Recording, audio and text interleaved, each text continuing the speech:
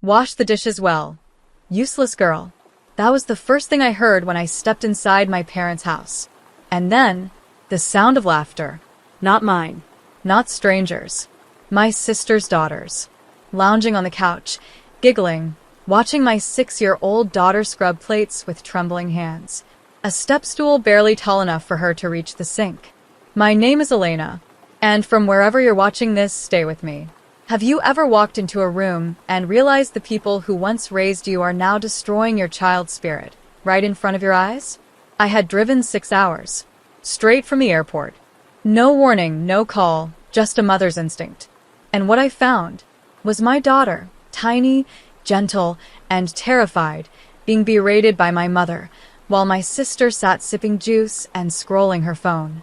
Can't even rinse properly, my dad muttered from the hallway. She's not like Clara's girls, Mom added.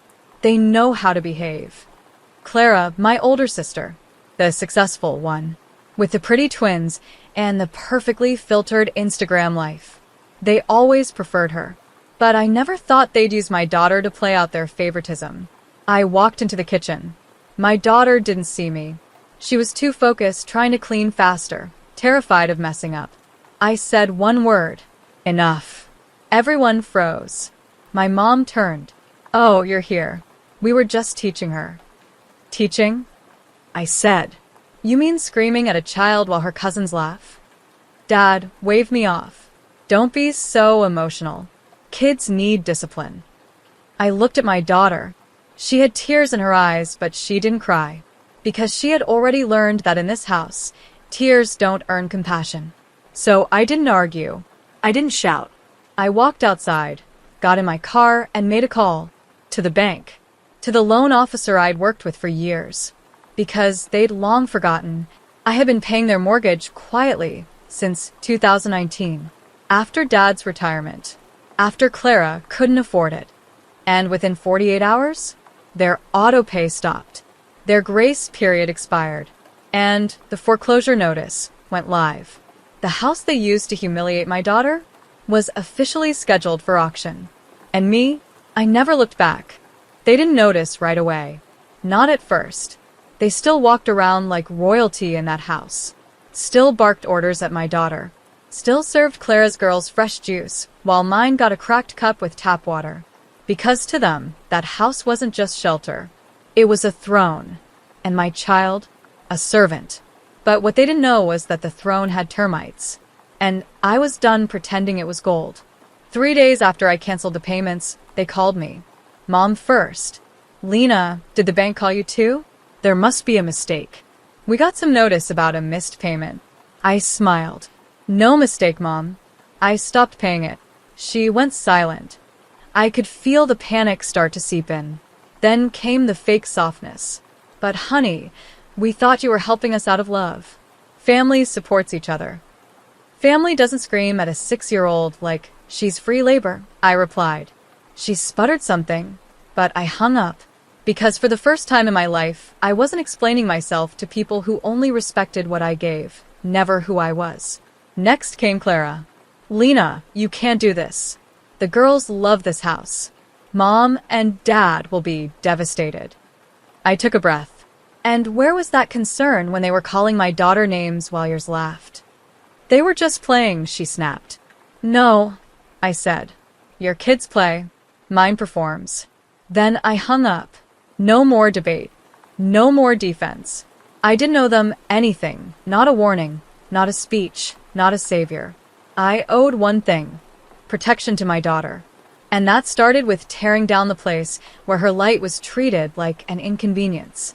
A week later, the official notice was nailed to their door. Auction date confirmed. And I didn't gloat. I didn't drive by. I just picked up my daughter, held her face in my hands, and said, "You'll never have to earn your place in this world again." Because they taught her she was disposable. So I showed her she was undeniable. The day the auction notice went public, the group chat blew up. Aunt Mel called it cruel. Uncle James wanted to mediate. Even Grandma, who once told me girls like mine needed toughening up, sent me a Facebook message with just 2 words. Why, Lena? Because you watched her struggle. Because you all did. Because when she wiped the table for the third time that night and sat in silence while her cousins got second helpings, none of you said a word. But now that the house was up for auction, suddenly, I'm the villain? That's how this family works. They don't protect the quiet ones. They protect the walls that echo their name. Well, those walls are for sale now. And I didn't feel guilt. I felt freedom. Because when you spend your life sacrificing for people who never say thank you, eventually the silence turns from pain into power. They had forgotten the arrangement years ago. How I stepped in after Dad's stroke. How I offered to take over the loan when Clara just needed time to recover from a bad investment. And they never paid me back. Not in money. Not in kindness. Not even in acknowledgement. But my daughter? She paid the price. In humiliation. In tiny bruises of the soul. Ones they called lessons. And I was done letting her carry my debt.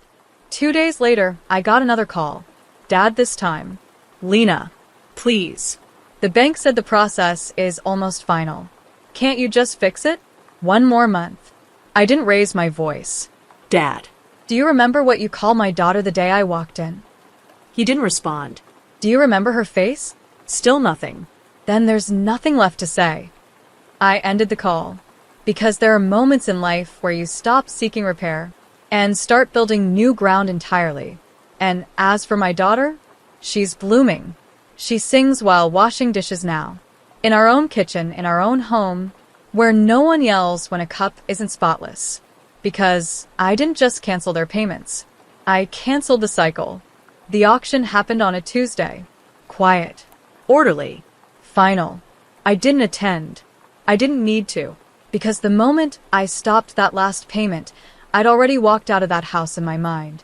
Not just the structure, but everything it stood for. Control. Favoritism. Emotional violence wrapped in the word discipline. Clara was the only one who showed up.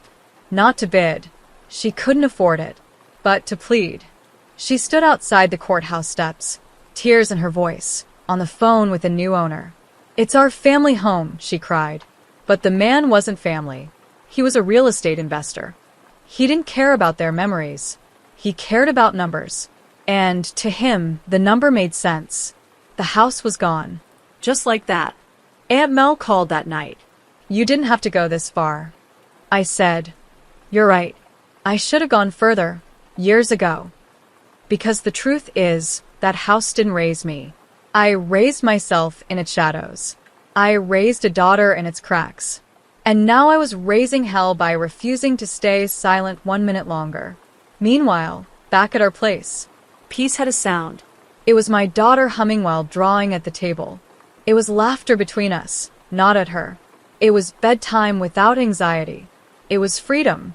And I started to see it, how she was already healing. Because when I handed her the smallest gift, safety, she bloomed like no one in that family ever expected. We planted a garden together that week. In real soil. In real sun. A promise to ourselves. Only nurture what nurtures you back.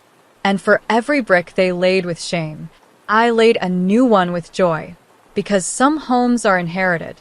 But others, the real ones, are built. And this one is finally ours. 3 weeks after the auction, the texts turned venomous. Clara, you're heartless.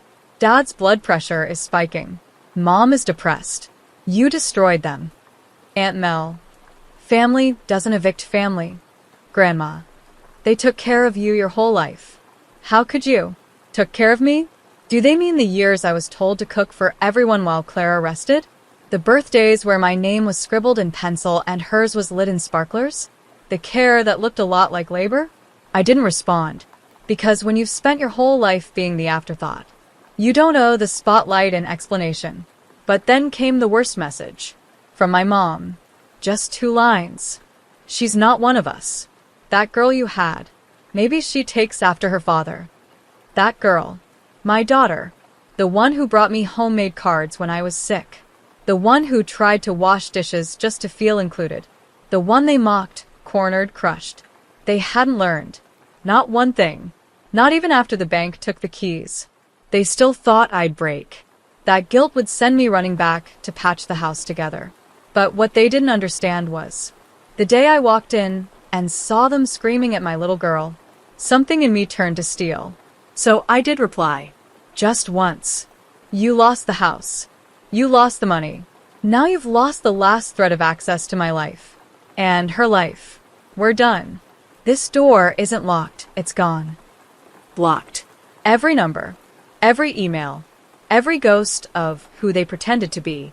Because I wasn't just protecting my child from their hate. I was teaching her something sacred. That love is not what they say when eyes are watching. It's what they do when no one is. And what they did was unforgivable. So I didn't burn a bridge. I erased the map. They didn't show up to her birthday. Not with gifts. Not with fake smiles. Not with more lessons wrapped in sugar-coated cruelty. And for the first time, my daughter didn't ask where they were. She just smiled. Wide, free, real. She blew out her candles in a house full of love, not judgment. She opened presents wrapped in kindness, not conditions.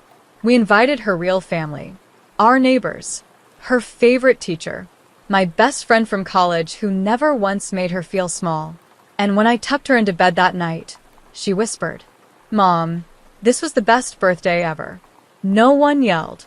I kissed her forehead, held her a little longer than usual, and thought, this is what a home should feel like. Not a place that turns children into servants. Not a table where laughter becomes a weapon. Not a living room filled with performance and quiet cruelty. Just safety, Softness.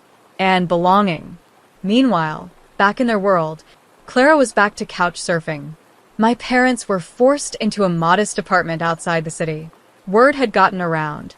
The perfect family story didn't hold up under scrutiny. Turns out, when your foundation is built on favoritism and silence, the collapse is public and permanent. One cousin messaged me privately. I saw what happened. I wish I'd spoken up sooner. I saw how they treated her. And you. I thanked her. Genuinely. But told her we were done looking backward. Because here's the truth. Some families aren't lost to tragedy. They're peeled away by truth. Layer by layer. Until you're standing in the light and realize you were never the broken one. You were the witness. The survivor. The seed they tried to bury. Not knowing you were a storm. And now, I wasn't just living. I was leading. My daughter slept in peace. And I sat outside, wine in hand, breeze on my skin, finally breathing in a life where I didn't have to apologize for choosing her. Over all of them. 2 months later, they tried to rewrite the story. Word spread that I had overreacted. That I'd lost it. That I stole their house out of spite. Clara told anyone who'd listen that I was unstable. That the bank had tricked me. That I'd ruined everything because I was jealous. Jealous? Of what? Of being screamed at? Of having my daughter called useless while there's lounged like royalty?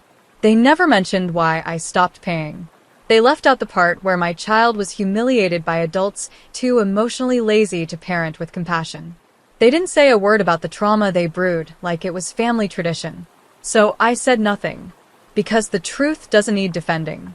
It stands on its own when you're finally standing beside it.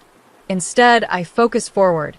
I enrolled my daughter in a private school that prioritized emotional intelligence. We traveled, something I had always put off because I was too busy saving everyone else from their consequences. Now we were collecting joy, the way I used to collect reasons to stay silent. I started a side foundation, quietly, called Rise Before Rain, dedicated to kids dismissed and devalued by the people meant to protect them. Every donation went toward therapy grants, mentorship, art supplies, and after-school safe spaces. No press. No spotlight. Just action. Because sometimes the best revenge is replacing what broke you with something that heals others. I still get texts from distant family. Come home. They miss you. Let the past go. But here's the thing. When they say home, they mean the house I saved then took away. When they say miss, they mean they miss the version of me who didn't speak up. And when they say let it go, they mean bury it like we always do. But I'm not a shovel. I'm a mirror. And I won't crack just because the reflection makes them uncomfortable. Spring came, and with it, full bloom, outside and within. My daughter's drawings had changed. No more dark corners or stick figures with frowns. Now she painted open skies, houses with her name on the mailbox, and tables where everyone had a seat. One afternoon, while unpacking storage boxes from our old apartment, she held up a framed photo. It was from 3 years ago. Her, standing beside my mother, shoulders stiff, eyes empty. Forced smile. She looked at it. Then at me. Can I throw this away now? I nodded. And she did, without flinching. That's when I knew. The cycle didn't just break. It ended. Not with an explosion, but with a quiet child reclaiming her power. Piece by piece. As for my parents, their apartment lease ended. I heard they had to move in with Clara. Funny how the golden girl suddenly became their only option. But gold flakes fast when you dig too deep. I haven't spoken to them in nearly a year. Not because I hate them, but because I love my daughter more than I'll ever love being understood by people committed to misunderstanding me. The truth? I didn't destroy their life. I just stopped financing the illusion of it. They built a house of hierarchy and called it family. I called it what it was. Emotional debt. And I paid it off the day I walked into that kitchen and saw my baby girl being told she wasn't enough. Now she knows better. Now I do too. We still pass by that old neighborhood sometimes. And every time, my daughter reaches for my hand and asks, "Are we ever going back?" And I always smile the same way. Steady, certain, calm. No, sweetheart. We came back to ourselves. That's more than enough. Because the best revenge is a little girl who no longer flinches when someone raises their voice. A home where no one has to earn love. And a mother who burned the blueprint just to rebuild something real.